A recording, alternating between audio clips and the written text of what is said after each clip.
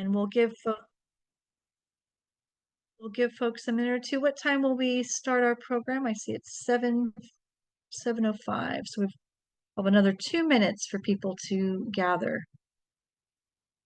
And you are welcome to this teach-in.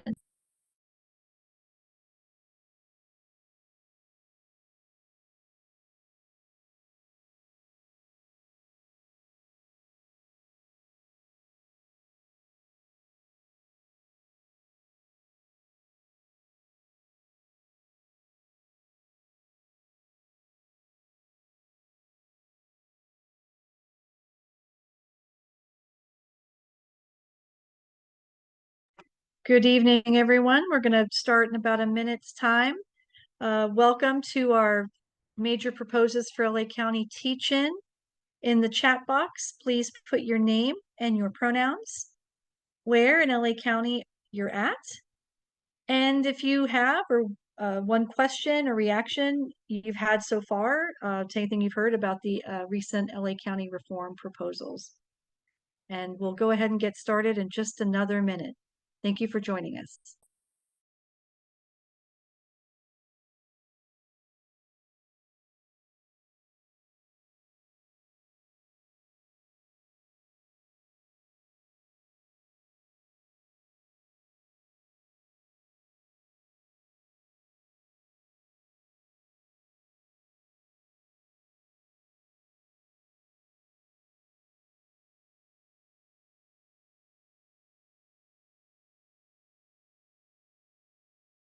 Okay, it is 7:05, what we call a California 7 o'clock. We are going to go ahead and get started. My name is Allison Henry. I'm the San Gabriel Valley lead organizer for LA Forward Institute. I live in Pasadena, so welcome this evening. I am joined by my LA Forward colleagues, Deputy Director Godfrey Plata, as well as our communications manager, C. Sloat. And we're all very excited to have you here. We also have a few guests. We have Kristen Nimmers from the California Black Power Network, Derek Steele from Social Justice Learning Institute, Candace Cho from AAPI Equity Alliance, Aaron Robertson from Catalyst California and Our LA, and Sean McMorris from Common Cause. You will be hearing from them in just a little bit. So LA Forward, who are we? Many of you may know us, but this may be a new teach-in or event for some of you. LA Forward Institute works in LA County. We work to provide, we work to mobilize residents in various cities around LA County, including the big one, Los Angeles, around progressive policies and good governance. We are a member-driven organization, and as this proposition tonight that we're talking about is a county proposition, it definitely falls within the sort of work that we do and our mission. And it's the governance proposition in particular, which is where LA Forward typically works. So today, it's a really tight timeline here. We've got our agenda. We're going to go through sort of an intro or overview of where we're at. There'll be a little bit further discussion about the county reform proposals. We will have some community responses in our panel discussion, which you'll hear a wide variety actually of opinions about this proposal. We have some time for Q&A and next steps. Again, we're really wanting to allow this to be a learning space for us all, and that may and probably will include disagreements or different opinions on this proposal. All right, so as I mentioned, this is a discussion of a county charter amendment, right? So there's a process for that. It was introduced at the LA County Board of Supervisors this month, actually, right? Actually, at a press conference, excuse me, at a press conference and agendized, so very quickly. It was introduced at the board on July 9th. Our 5-member LA County Board of Supervisors, there were 3 votes for the proposal to bring it to the ballot, 2 abstained. The first reading of the ballot the ballot language happened at the July 23rd LA County Board of Supervisors meeting. The second reading, this is sort of the last step before it gets to ballot. The second reading is tomorrow at tomorrow's LA County Board of Supervisors, and the final vote for this to appear on the ballot by the County Board of Supervisors is tomorrow. After that, if it goes to ballot, we all know the drill. It'll appear on our November 5th ballot. And if it passes, we'll be talking implementation. And with that, I'm going to pass it to my colleague, Godfrey Plata, to walk you through the full discussion of the reforms. Godfrey? Thanks, Allison. Hi, everybody. I'm Godfrey. My pronouns are he, him. As Allison mentioned, I'm Deputy Director at LA Forward Institute. I'm so glad to be working on things that are cross-county with my colleagues like Allison, who lives and works, whose heart is in the SGV, and I am proudly in Koreatown in LA City.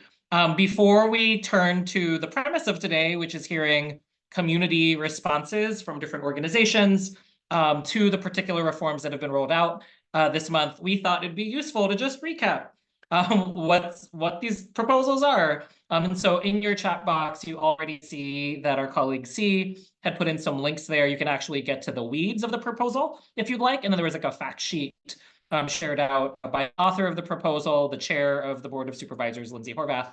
Her office created that fact sheet. But on this screen, we're gonna share with you like headlines of the 13 proposals, just to quickly recap or review them for folks who are who have heard this before.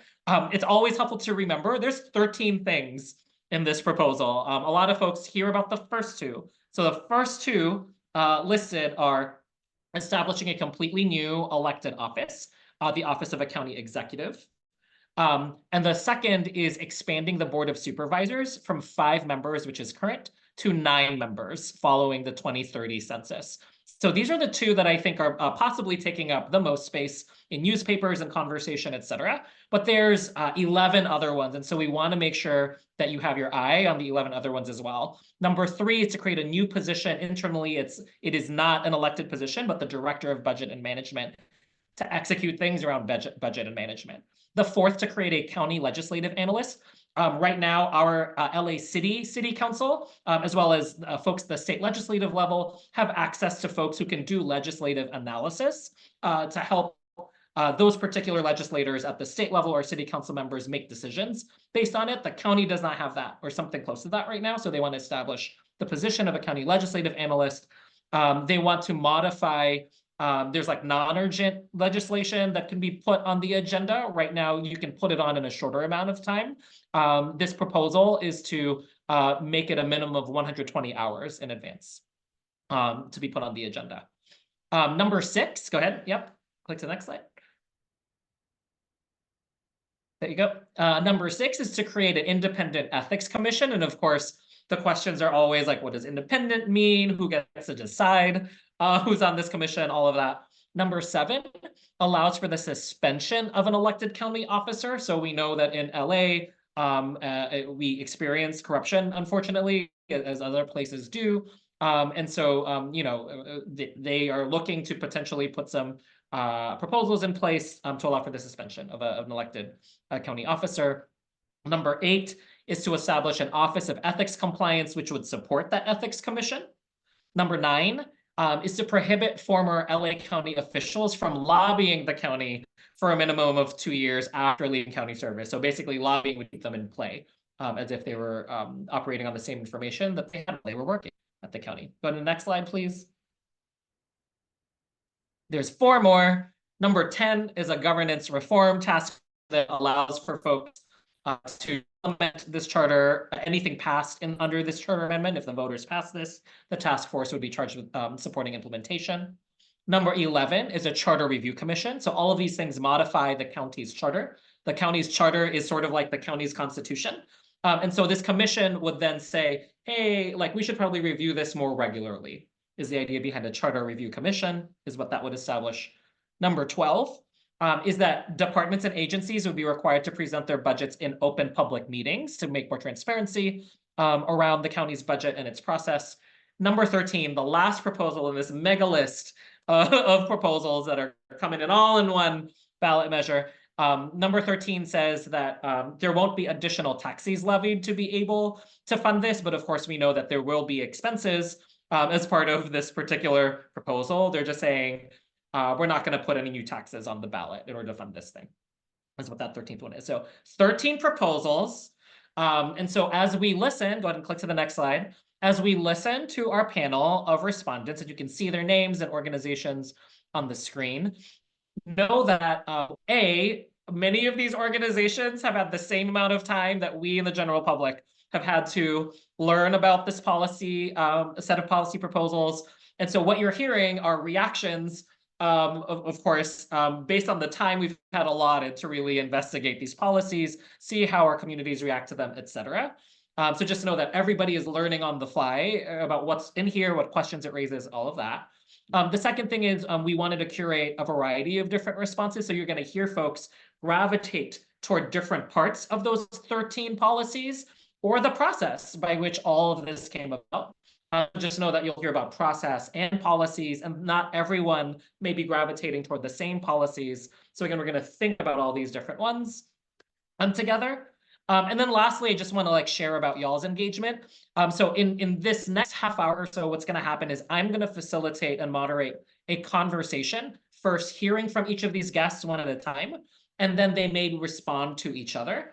And then 30 minutes from now, basically any questions that you've put into the chat box, my colleague Allison will have collected, and she'll moderate to the respondents any questions that seem to come up in the chat box. So if you've got questions that arise as a result of anything you hear from the respondents, put them in the chat box. They're going to be collected by Allison to facilitate from 7:45 to 7:55. We are only going to have about 10 minutes or so for Q&A, and that's if the respondents are able to get everything through within the next half hour. We do have to close at the 8 o'clock mark tonight.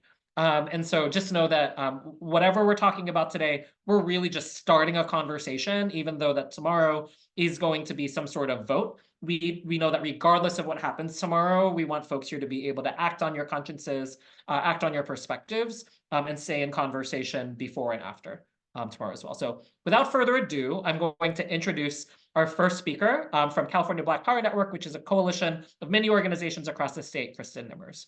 Kristen is also a partner in a coalition that we at LA Forward Institute are involved in called Our LA. Our LA has worked on city charter reform at the LA city level, but clearly now we're getting scrubbed in on the county level. I'm going to pass things to Kristen to share a little bit about her coalition and some of the conversations they've had about this, and then she's going to introduce a next speaker after that. Thanks so much, Godfrey. So hi, everyone. As you mentioned, Kristen Nimmers, pronouns she, her, policy and campaign manager with the California Black Power Network. And just to give a little context about our organization, we are a coalition of 44 Black-led and Black-serving grassroots organizations throughout the state, working in coalition to really dismantle anti-Black racism through civic engagement, direct action, political advocacy, arts, and culture. And about a fourth of our coalition is located in LA because that is where the biggest Black population in the state is. And so we have about 12 organizations located in LA. And as a part of our work, we've developed a collective vision that is really like the guiding star for our advocacy and how we engage community. And an important part of that vision is that we have a democratic system where Black people and other impacted communities have their voices respected, valued, protected, and ultimately able to influence policy outcomes and have our most pressing needs and concerns addressed through tangible policy. And so overall, we are really in support of things that can provide the community with increased access to electeds, with increased analysis through things like a legislative analyst office, with increased, tangible, transparency and all of that within our board of supervisors. But also think it's important to think about the process that we come to these conclusions, the community engagement that is done to come to a specific proposal, and how that involves community in all of the steps of creating policy. So I'll pass it to Derek Steele, who is a member of our coalition, the executive director of one of the organizations within our coalition, to talk more about some of the specific policy pieces. I really appreciate it, Kristen. Can you all hear me well? Yes, I'm we moving can. in between meetings and Yes, we everything. can hear Okay, you, cool. Derek. Thank you. Welcome. Perfect. So excited to be in the space, and I just want to say thank you to LA4 for even creating this space for us to be able to have the dialogue.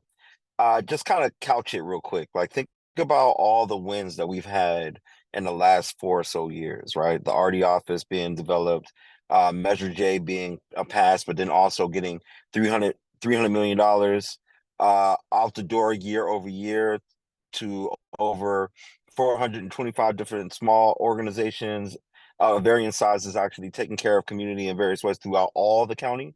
Being able to have the wins of different folks who actually sit in the values. Like all of these wins that we have come through us being in solidarity and also moving and pushing for the things that we really believe in together, right? And I think it's a really important piece of this puzzle because one of the biggest frustrations with this process for this reform is that the process itself and the package that is established did not have those values kind of set up. It was put together behind closed doors. We didn't even see it until it was announced for majority of us. And don't get me wrong, I think everybody who is here, we all believe together that reform for LA County is something that needs to take place. But the fact that we didn't have a say in what this reform looks like, and if it gets voted in by the voters, we're locked in to this package. Like it was asked at the last meeting if there are things that substantively want to be changed from the charter amendment that gets passed or the voters pass it, like how do we do it? We have to do another charter amendment. So the idea of like not having all the pieces that we need and not being grounded in the mapping and the data that we can understand and that we are being a part of and helping to create. There wasn't a deep analysis. The public meetings for different parts of the city, different parts of the county was not included. And like these are all concerns that matter, I think, to us and hopefully to you as well, right? And so I think it's important that we halt the process. There is a letter that's been put out to have a conversation around like how we establish the right things the first time so that we don't have to come back to the voters 6, 7, 8 years from now because they didn't do it right while we're doing it right now. We have the chance to make it right now. And I think that's really the call to action at the moment. So I'll pass it back over to Kristen. But ultimately, it's about the process and it's about the package itself. We want to make sure it's right. And the way you do that is making sure that community voice and community engagement is a part of the process. You got it, Kristen.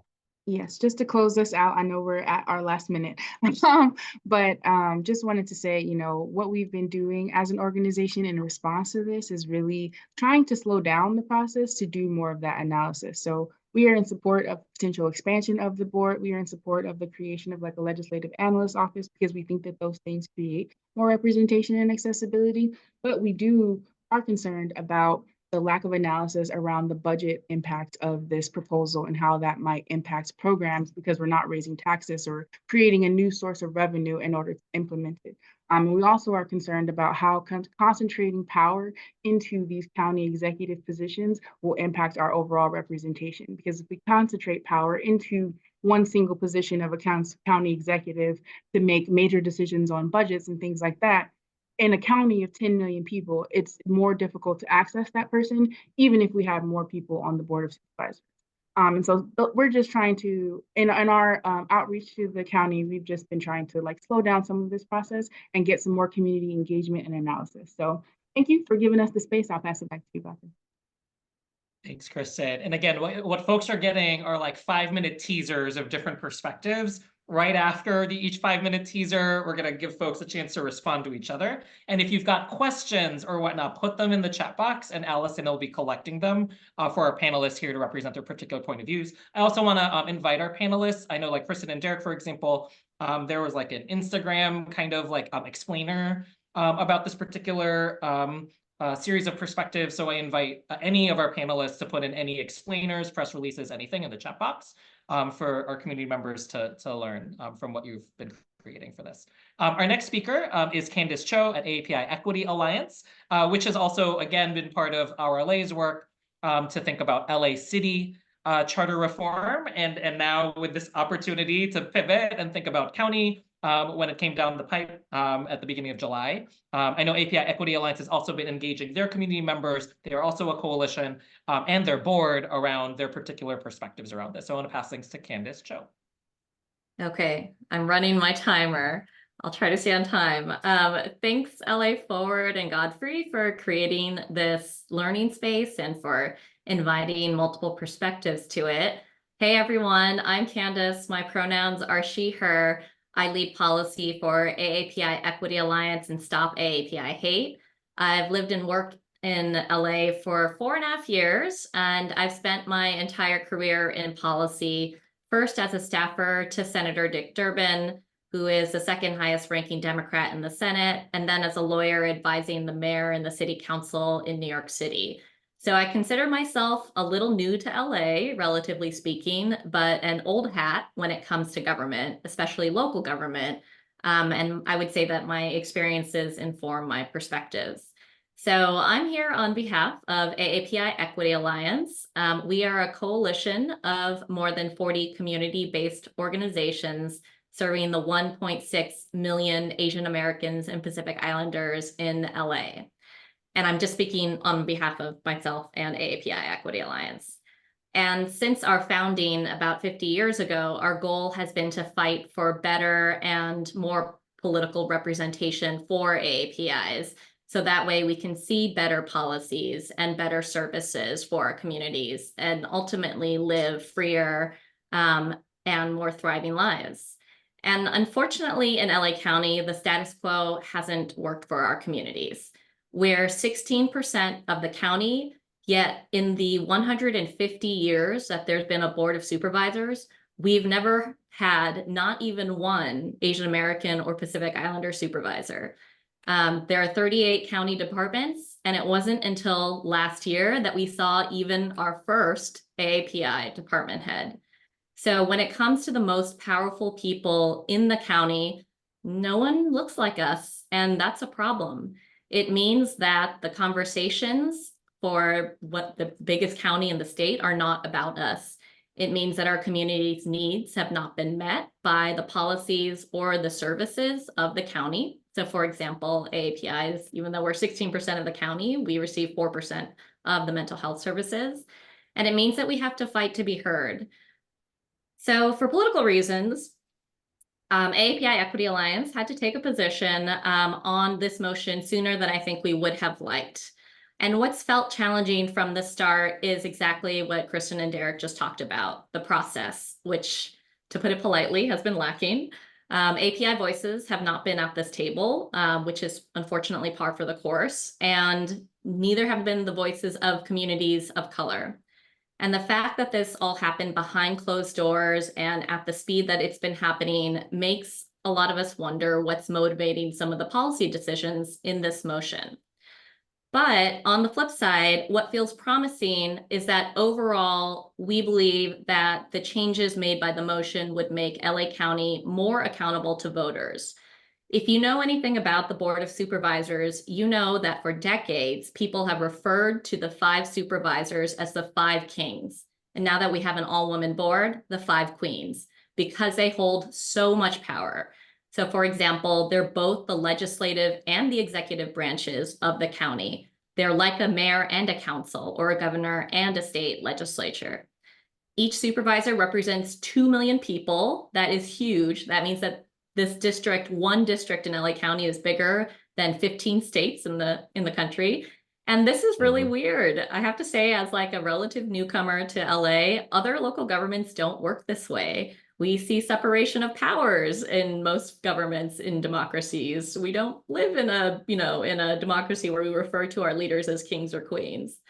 So Godfrey summarized the 13 proposals, and I'm just going to focus on the two biggest ones for the next minute. The first is the expansion from 5 to 9 seats.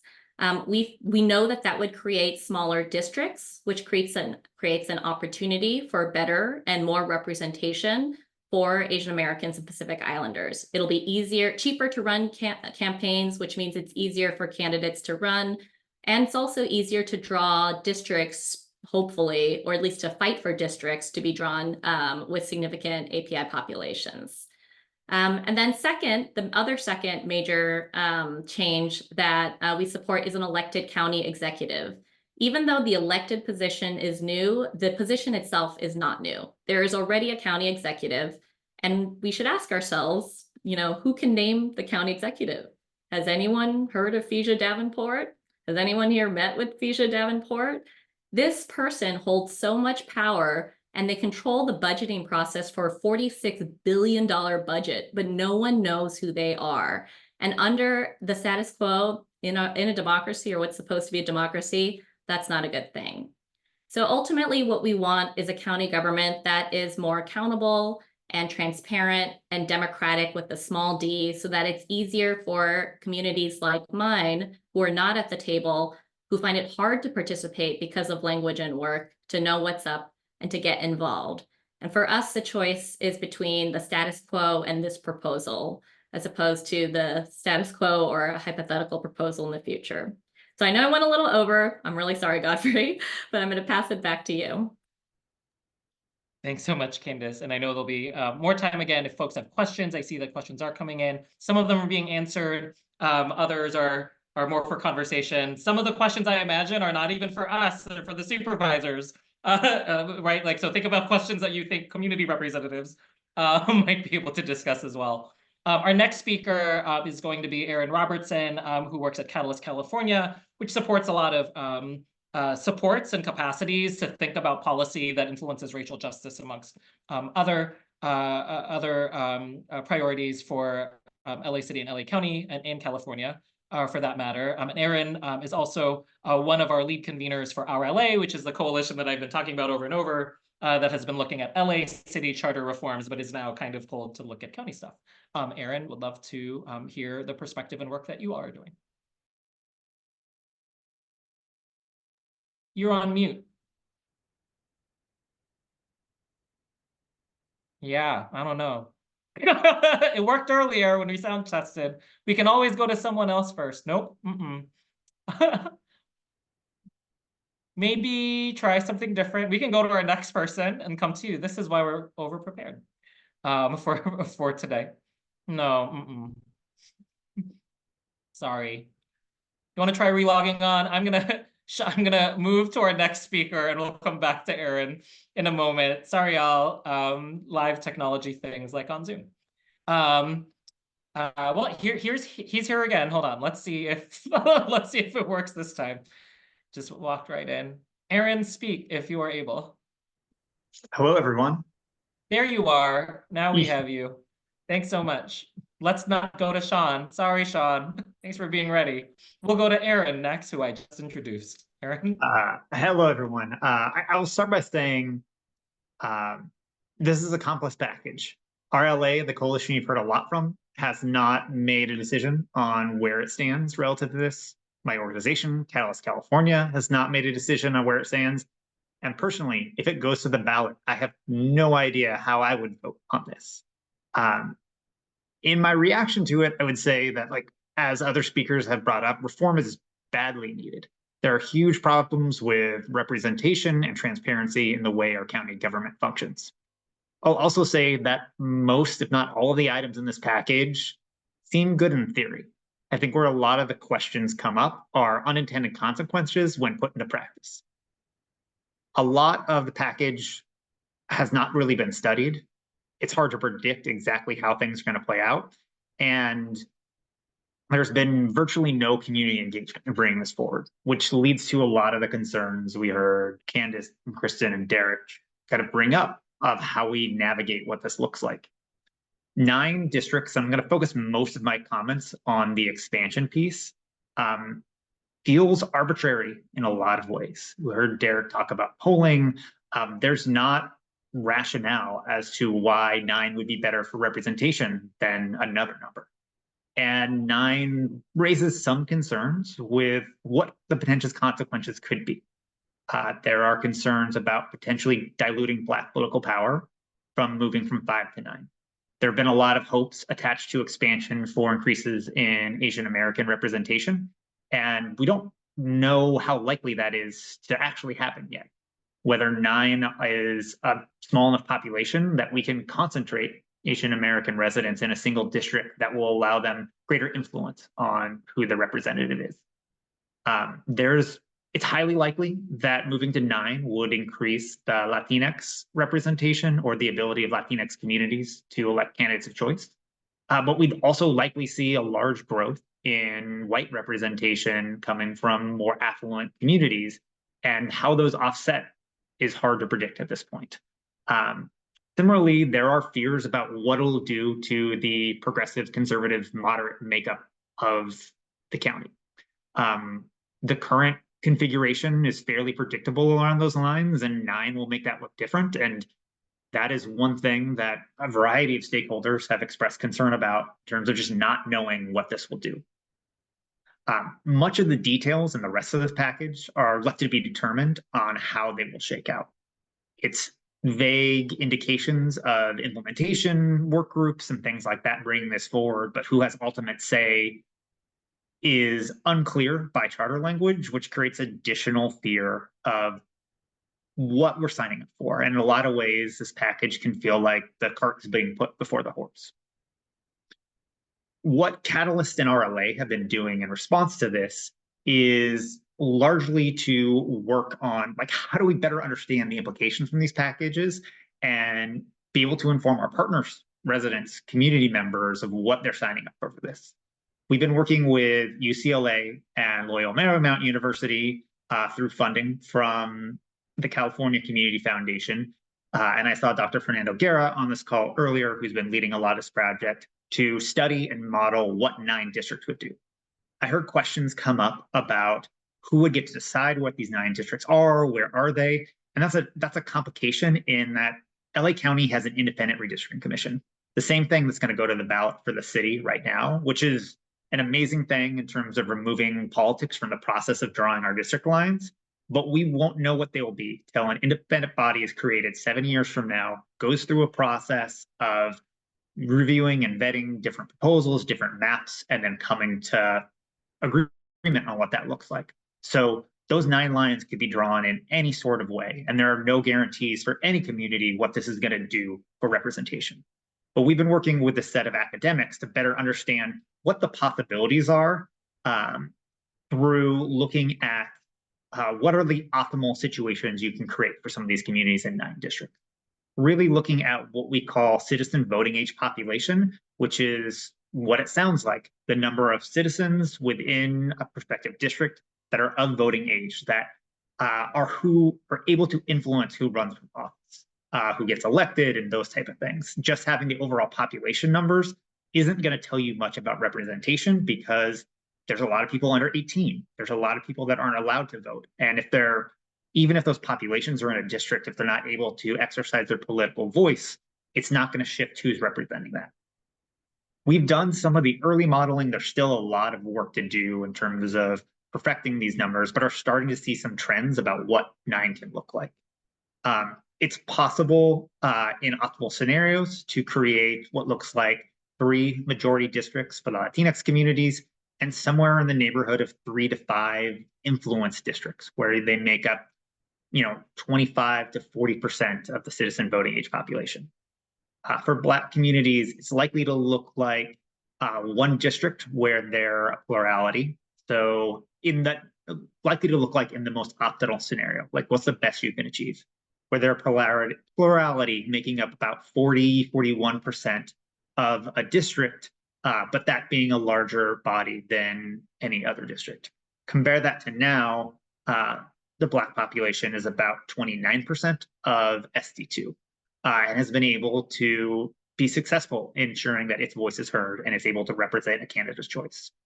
So for some folks, this brings a concern of watering down Black political power from being 1 of 5 executives to 1 of 9. There is a possibility of trying to look at how you create 2 separate districts that have higher numbers of Black populations to have a level of influence in those districts.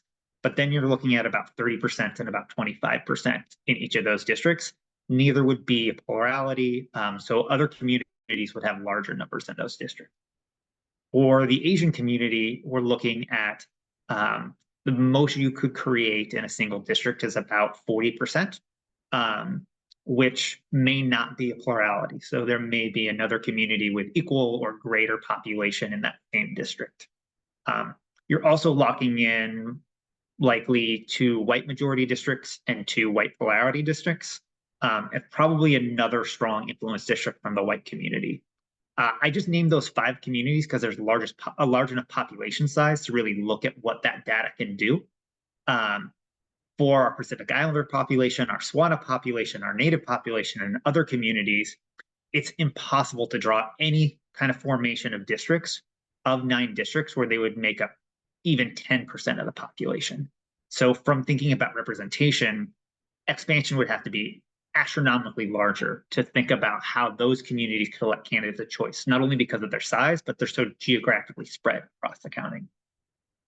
So that is starting to give us a model of what this does and what makeup this could have. We're also starting to look at partisanship and impacts that could have, but haven't gotten far enough into the research to have a really good idea of what that could look like. So I'm probably way over time. I will pause there and turn it over to Godfrey to send us through the rest of the process.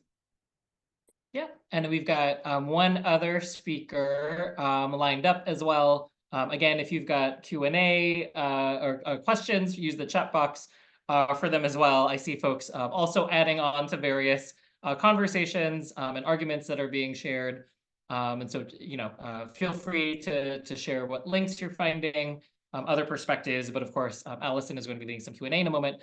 Our final speaker is representing Common Cause, which is a national organization that supports the building of and protection of democracy nationwide in different states, and it looks different, different contexts. And so Sean McMorris is here to represent Common Cause's thinking about things.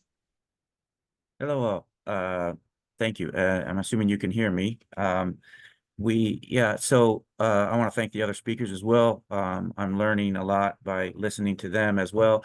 I'm in total agreement that this process was it was not ideal, and I don't know, we don't really know why, if it was for political reasons or whatnot, but this is what we have right now. So we're trying to look at it from the perspective of what we have. Now, this thing is either going, I think the train has left the station. It's either going to pass or it's going to fail at the ballot, and there's no guarantee it's going to pass. Some powerful interest groups have already come out opposed to certain parts of this. So that said, what are our biggest concern is that this is a trust without verify or participate proposal. So I'm hoping for the best, but have no reason to believe that this won't in the end turn out like what we just went through with reforms, ethics reforms at LA City Hall, which was a lot of people, including many people on this call, worked very hard for multiple years to get meaningful, comprehensive ethics reform on the ballot, only to in the 11th hour have it completely watered down, to the extent that it's marginally better than what we currently have in LA. And so what this charter reform does is it's very sweeping, and in theory and in principle, the ideas are very good. But because of the lack of detail on a lot of these things, and the fact that after this thing passes, if it does, it's basically the supervisors now have carte blanche to shape and create those details.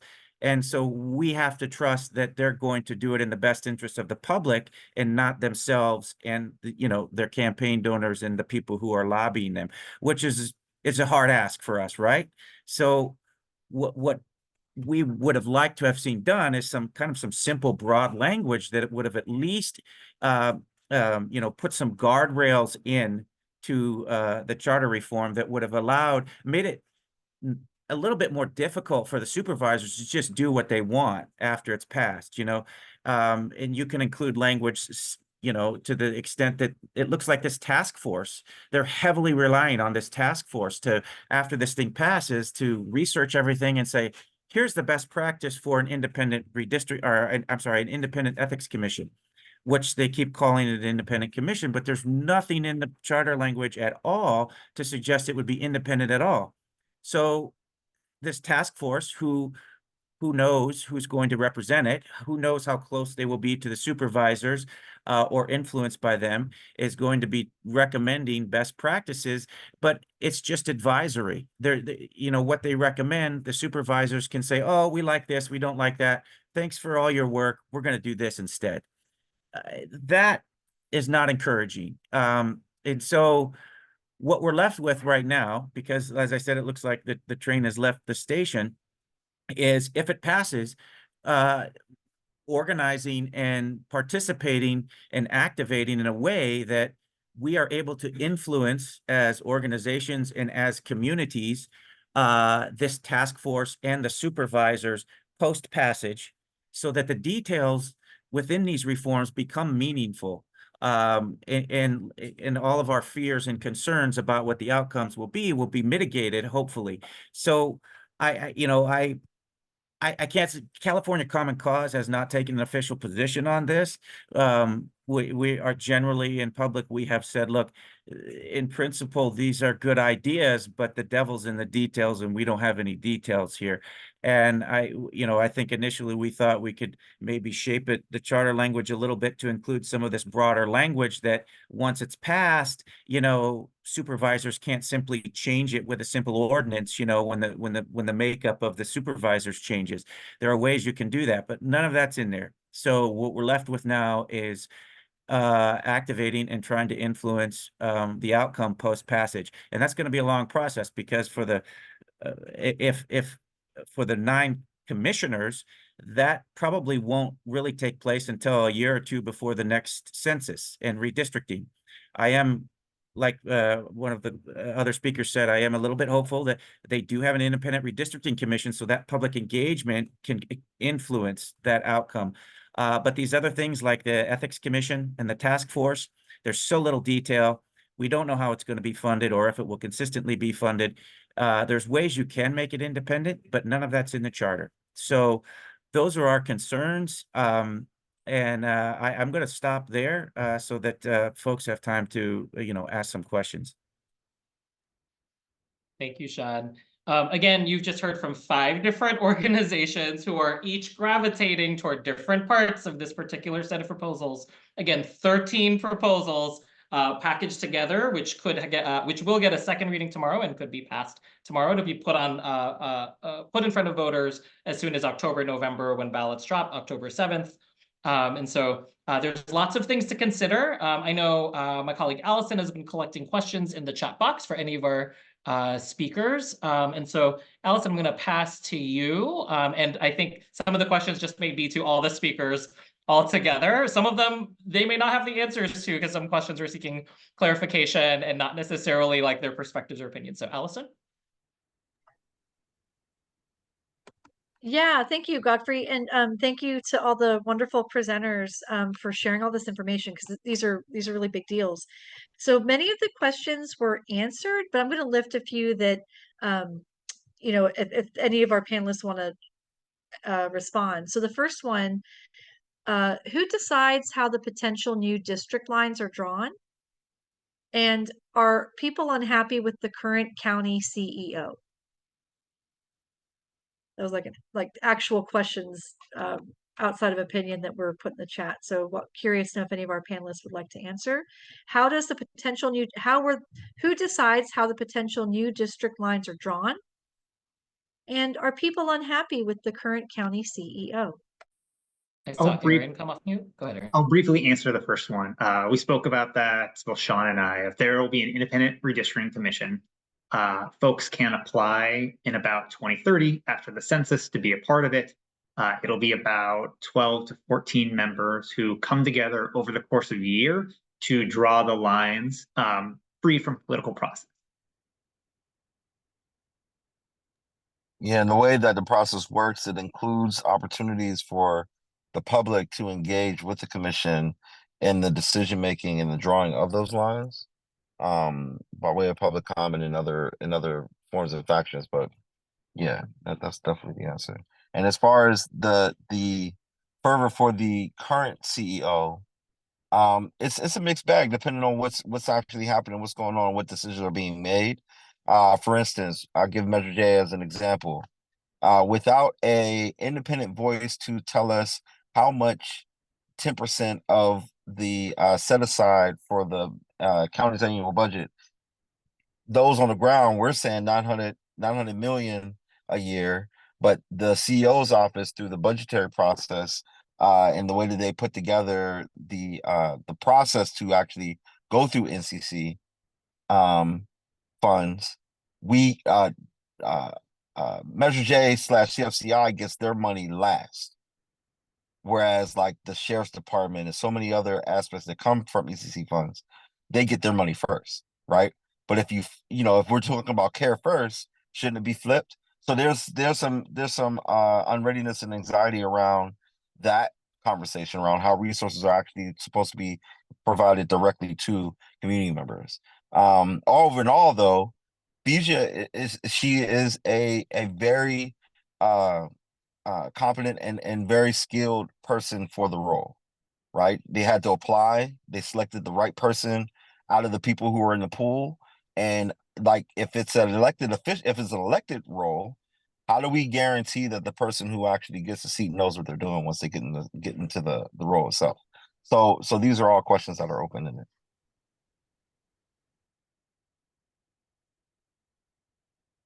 Thank you for those answers.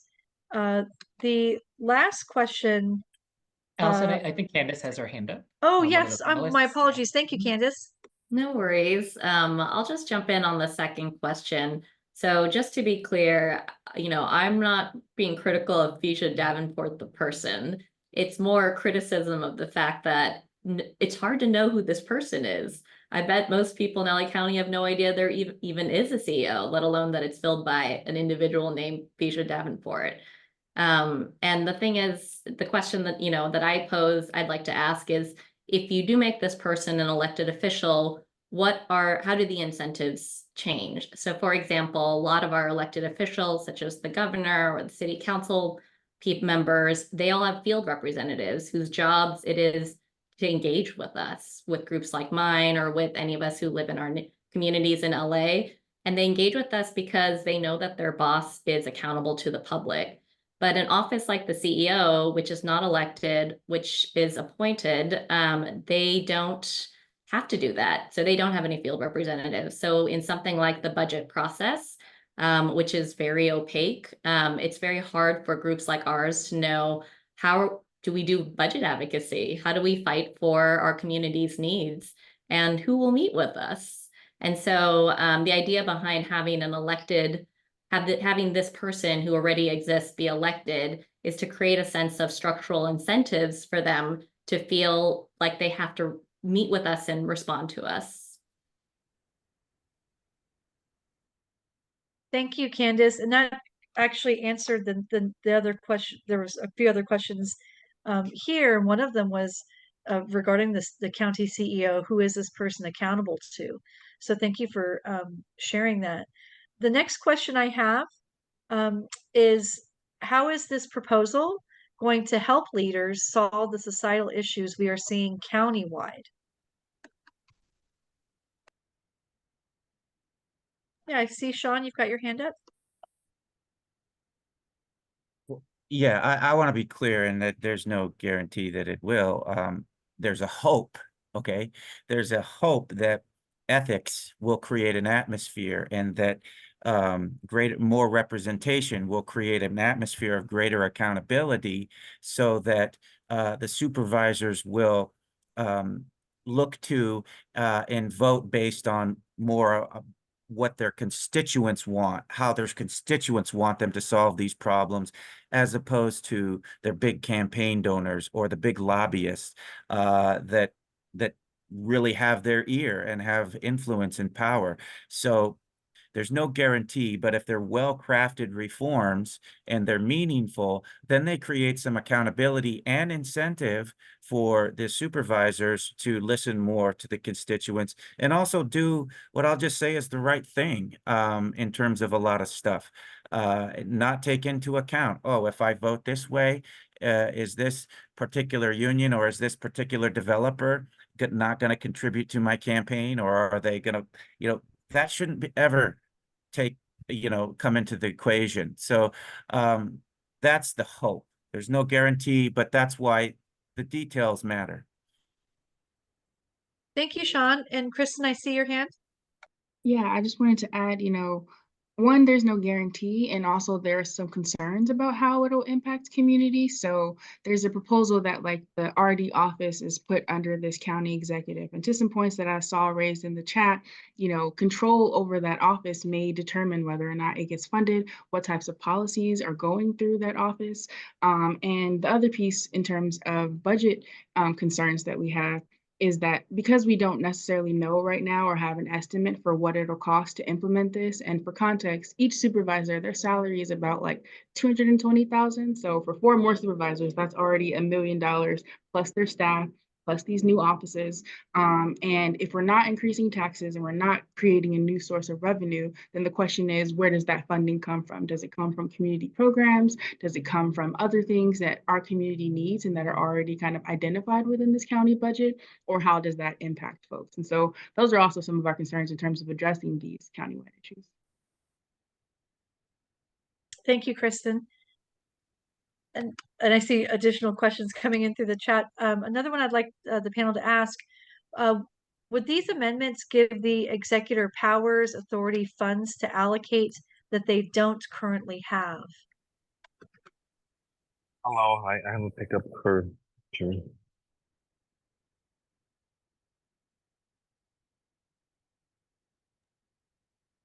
Could you repeat that question, Allison? Sure. Sorry about that. So with the amendments, with the charter amendment, give the executor powers, authority, funds to allocate that they don't currently have.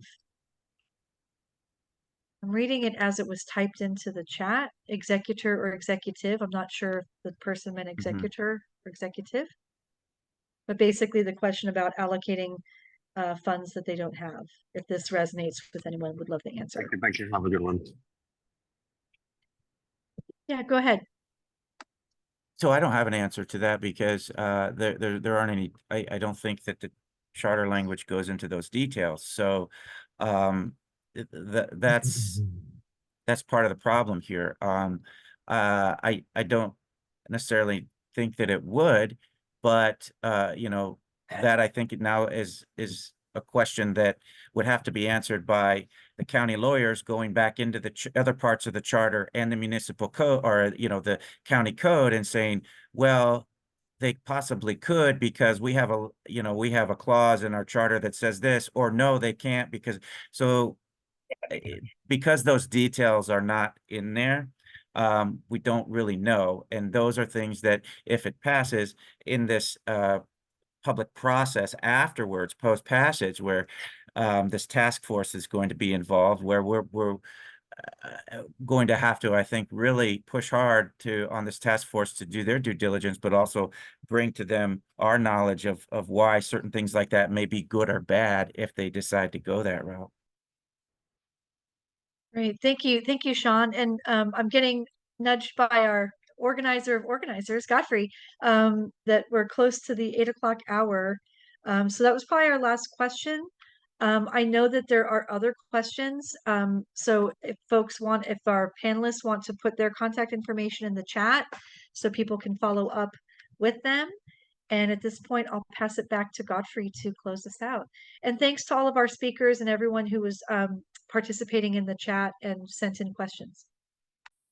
Thanks so much, Allison, and definitely thank you to all of our speakers. I'm really lucky to be in coalition spaces with you all and having had access to a lot of this thinking and conversation. And part of the hope of tonight was that it's not just in those coalition spaces where we should be giving access to all of this really great and important thinking that makes us all the more complex, but how do we get that thinking enlivened amongst 11 million of us who share space at LA County, who are not always going to agree on all things. And that is part of the challenge presented here is we've learned a lot of the rules of the game. We built our work and our strategies around the rules of the game. And here the rules of the game we're being made to wonder if they should evolve and if so, in what ways.